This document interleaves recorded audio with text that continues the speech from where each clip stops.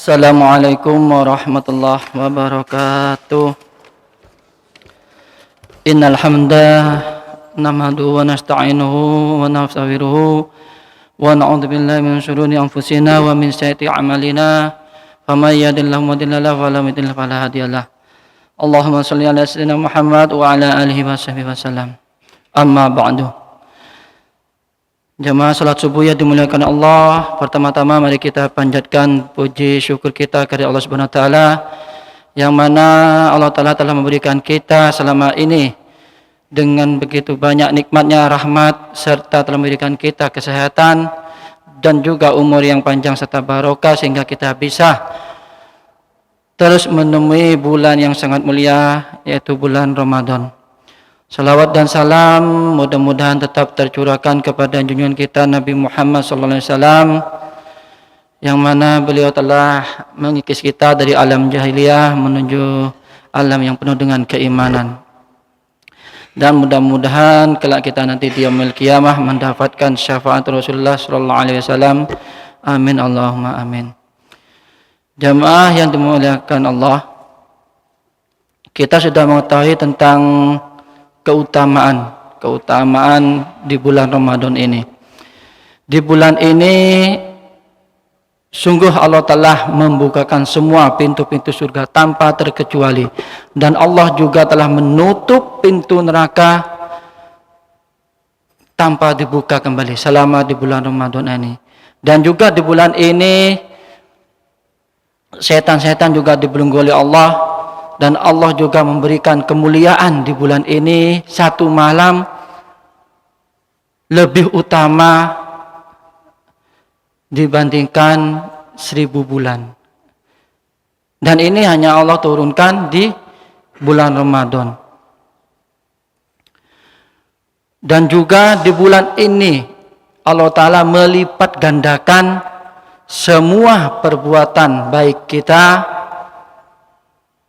Pahala yang biasanya kita hanya mendapatkan satu akan dilipat gandakan oleh Allah Subhanahu wa taala. Rasulullah SAW bersabda, "Ya baghiyal khair aqbil wa ya baghiyas syarri aqsir. Walillahi utaqa'u minan nari wa dzalika kulla lailatan." Di dalam hadis ini menjelaskan tentang bahwa bulan Ramadan ini juga sekaligus menjadi bulan pembebasan dari neraka. Sebagaimana Rasulullah SAW bersabda tadi, "Wahai para pencari kebaikan, akbil, sambutlah dengan penuh gembiraan bulan Ramadan ini.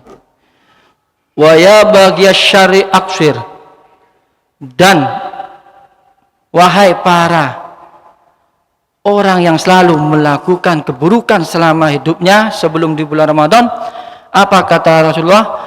Aqsir, maka hentikanlah.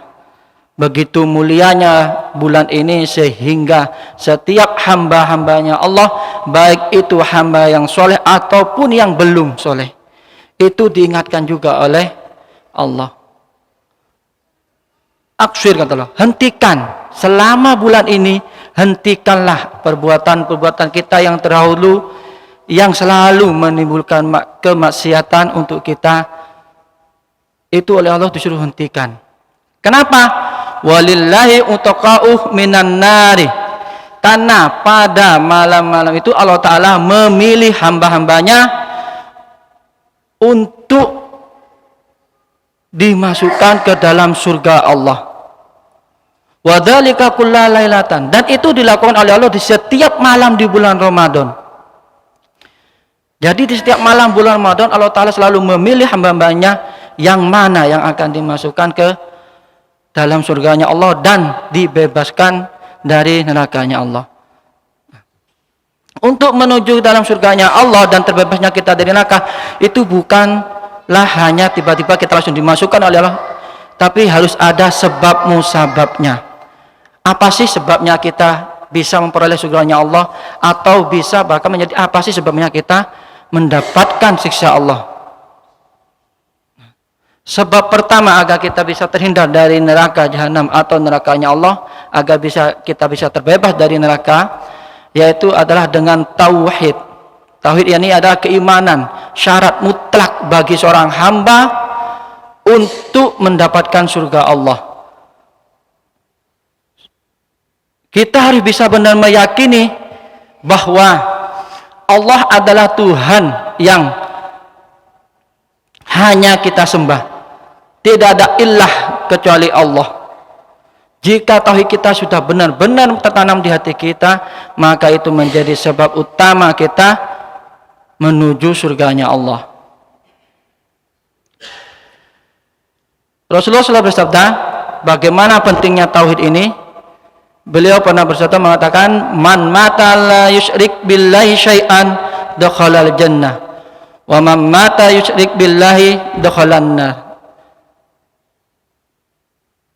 Rasulullah SAW bersabda, barang siapa yang meninggal tanpa menyekutukan Allah, dakhalal jannah, maka orang tersebut dijamin masuk surga.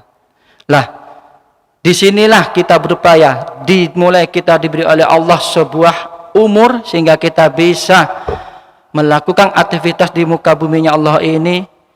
Puncak terakhir kita menentukan apakah kita syirik tidak, itu di saat kita benar-benar mengalami sakaratul maut. Inilah cobaan yang sangat-sangat besar. Bahkan saudara kita, tetangga kita, orang tua kita, anak-anak kita yang di samping kita, yang menemani kita di saat sakaratul maut, itu juga belum tentu mengetahui apakah nanti kita akan menjadi husnul khotimah atau malah su'ul khotimah. Karena di sakaratul maut ini juga setan berlomba-lomba untuk meyakini kita. Bukankah sudah jelas Rasulullah mengatakan bahwa sangat pedihnya sakaratul maut itu? Ibarat kita ini, kita pernah mengalami musim kemarau yang sangat panjang sampai berpuluh tahun. Disitulah setan akan menggoda. Bagaimana agar umat ini mengakui juga bahwa setan yang telah menyerupai dengan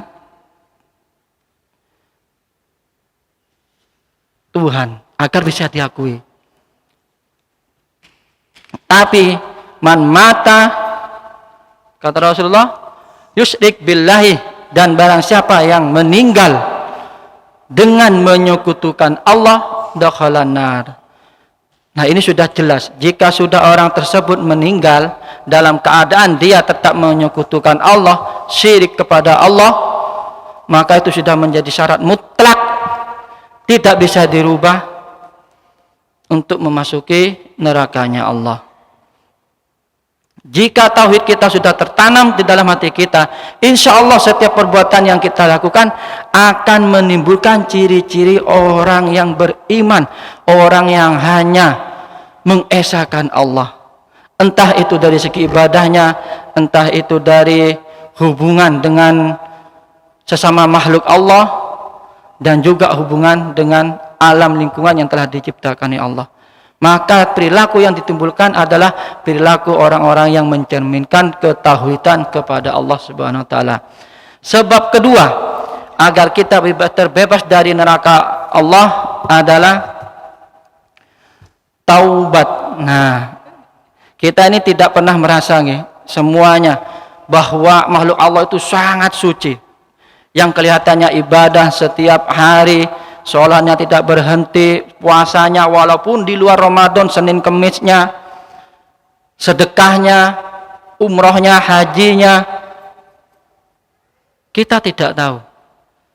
Ya, jika di hati hamba tersebut terdapat rasa merendahkan diri kepada sama makhluknya Allah, entah itu siapa makhluknya Allah, maka itu menjadi sebab musababnya Allah akan merendahkan hamba tersebut, walaupun hamba tersebut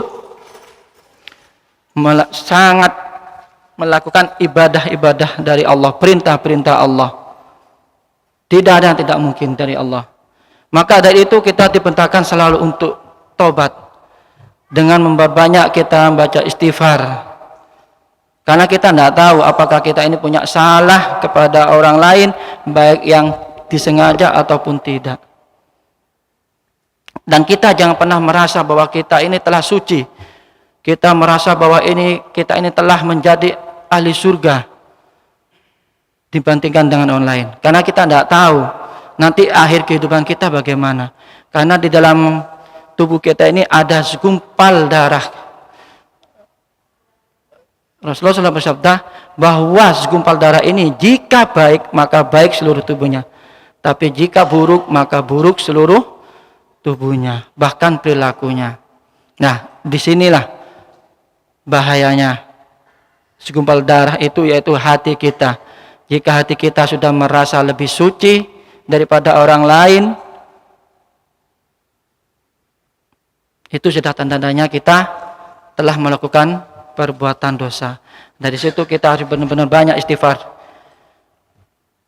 Dan sebab yang terakhir agar kita terbebas dari neraka Allah adalah kita selalu melakukan amal soleh, amal kebaikan dengan cara ikhlas tanpa riya atau pamir atau hanya ingin dipuji oleh orang lain. Allah Ta'ala telah berfirman dalam surat Hud-nya ayat 114, innal hasanati yudhibnas sayyi'at. Sesungguhnya perbuatan baik itu bisa menghilangkan perbuatan buruk. Jika kita teledor khilaf namanya manusia, innal insana, sesungguhnya manusia itu adalah tempat salah dan dosa. Kita ini nggak akan pernah luput dari salah namanya dosa. Maka kita diperintahkan oleh Allah, jika kita melakukan dosa atau perbuatan yang maksiat, baik sengaja maupun tidak, maka segerakanlah kita hapus dengan perbuatan baik kita, amal soleh kita. Maka dari situ menjadi sebab kita terbebas dari nerakanya Allah. Kita tidak menjamin kalau walaupun kita semua telah melakukan ketauhidan kita, amal soleh, taubat, karena yang namanya di dalam surga itu di akhirat kelak akan ada beberapa makhluk Allah yang masuk surga tanpa hisab, ada yang masuk surga dengan hisab. Tapi tetap walaupun sudah dihisab di neraka, maka akan diangkat oleh Allah ke dalam surganya Allah. Demikian yang bisa kami sampaikan jamaah, mudah-mudahan kita bisa mengambil faedah dan manfaatnya. Sebelum kami tutup, marilah kita doa bersama-sama. Mudah-mudahan apa yang kita lakukan selama bulan Ramadan ini menjadi hujjah kita di hadapan Allah, sehingga kita benar-benar bisa berkumpul lagi di dalam surganya Allah. A'udzu billahi minasyaitonir rajim. Bismillahirrahmanirrahim. Alhamdulillahirabbil alamin. Hamdan syakirin, hamdan naimin.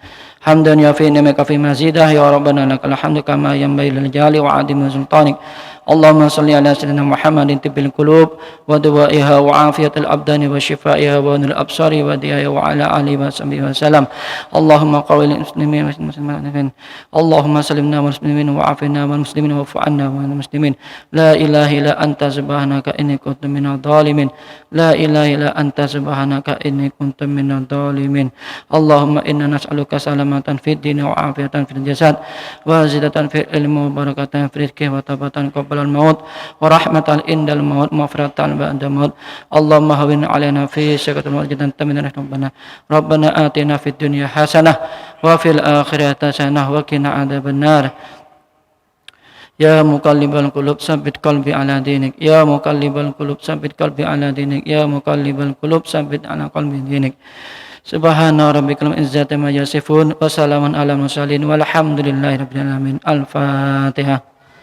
Bismillahirrahmanirrahim. Iyyaka na'budu wa iyyaka nasta'in ihdinas siratal mustaqim siratal ladzina an'amta 'alaihim. Amin. Assalamualaikum warahmatullahi wabarakatuh.